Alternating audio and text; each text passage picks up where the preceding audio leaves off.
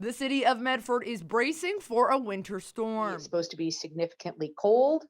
It's also supposed to snow. Medford city manager issued a severe weather event declaration on Thursday that goes into effect December 25th through the 27th.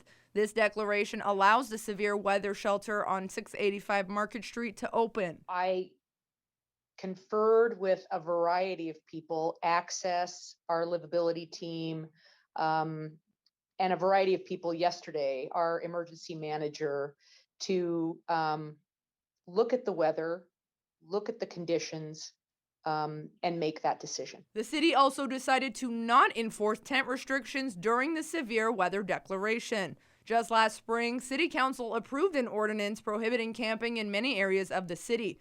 Now, it's a misdemeanor if an individual is found sleeping along the Greenway or Prescott Park during fire season. Other times of the year, it's allowed if they don't use a tent or have a campfire. The prohibited camping ordinance has a provision in it that allows the city manager to exempt basically that regulation that prohibits tent camping. So in certain circumstances, the city manager can allow tent camping.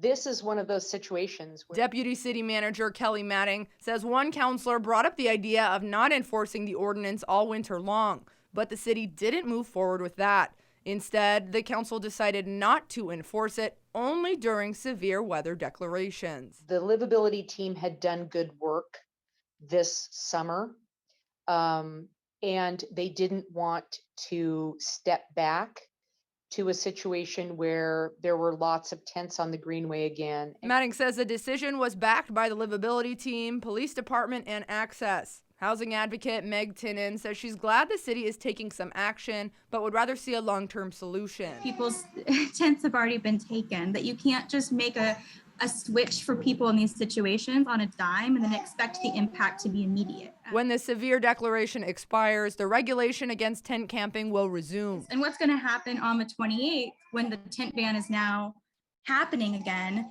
and they no longer allowed to have that? So are they going to then have to haul their tent and their stuff around with them until the next time that they... Tinnen says her housing advocates group will start spreading the word about the temporary change and start collecting tents for those in need.